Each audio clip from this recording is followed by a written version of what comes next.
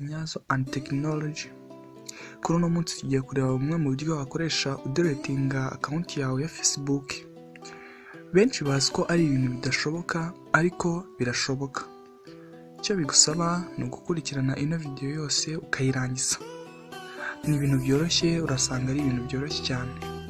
Icyo nakwibutsa, niba utari wakanda subscribe, kanda subscribe, like, comment ni ingenzi cyane kugira ngo tumenye aho tuzakosora ndetse n'ibyo tuzabagezaho ubutaha.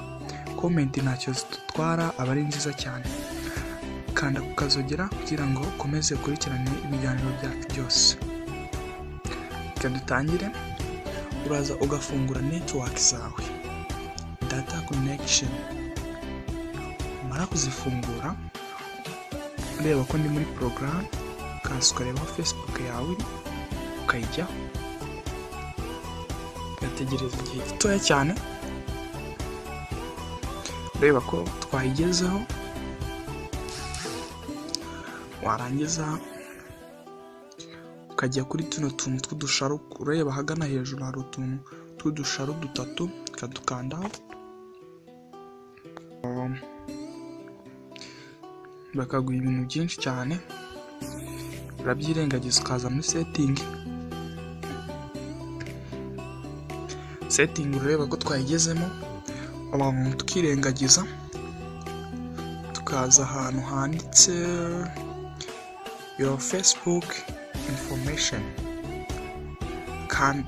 hambere ngo access your information, tukahirengagiza activity log, tukahirengagiza all Facebook activity, tukabyirengagiza tukaza kuri account ownership and control, kaba ariho tukanda,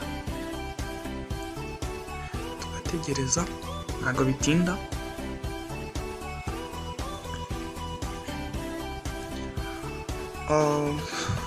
Tugakanda kuri deactivation and deletion hambere. Deactivate account, ureba ko batubwira can be temporary, ushaka kwisiba by'akanya gatoya. Delete account by permanent is permanent, tukaza ahangaha kuri kabiri, aka kadomo kagiyemo, tugakomeza continue, tugategereza, tukabyirengagiza, tugakanda continue to account deletion, tugategereza nabwo, tukabyirengagiza, tukakanda delete account. Ureba ko baduhaye confirm this your account,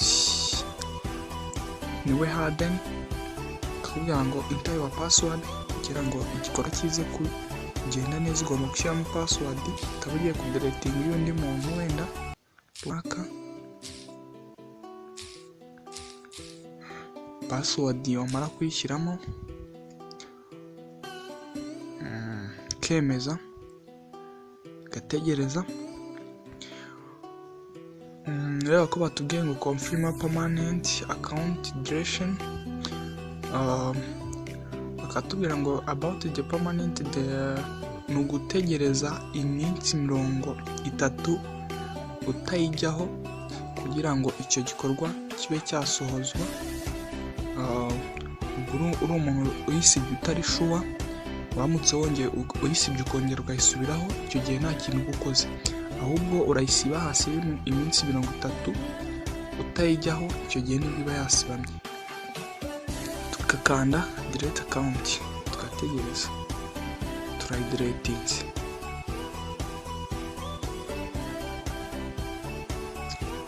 Nyuma y'iminsi 30 na account yawe ibikigaragara. Ko hano batubwiye ushyiramo nimero ya telefone yawe wakoreshaga kuri account, tukayishyiramo,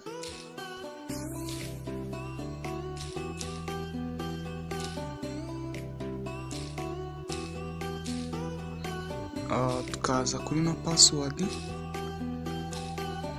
umubare w'ibanga,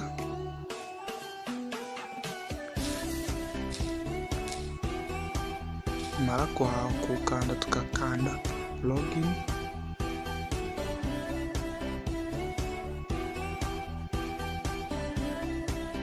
tugategereza bidatinze. Noneho ureba ko batubwiye ngo ese murashaka kuba mwahagarika kudiretinga ino konti cyangwa mukaba niba mushaka kuba mwayisiba bakakubwira amatariki widiretingiyeho izaba yasibamye.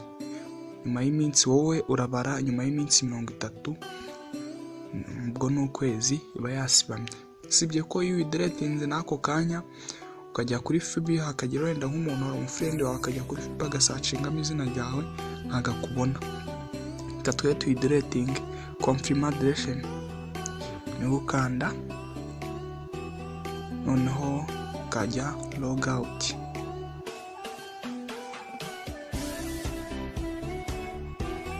Ubu igikorwa cyacu kisa nkaho kigiye kurangira.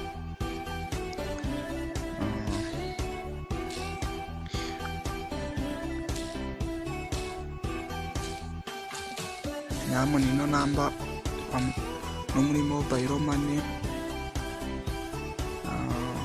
hari n'ukuntu mwandemera muri abantu bacu. Sorry,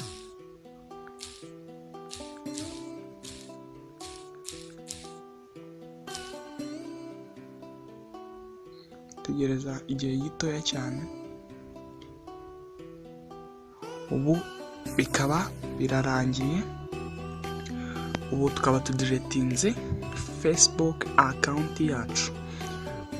Icyo mwibutsa, like, comment, subscribe, kazogera. Turabakunda cyane.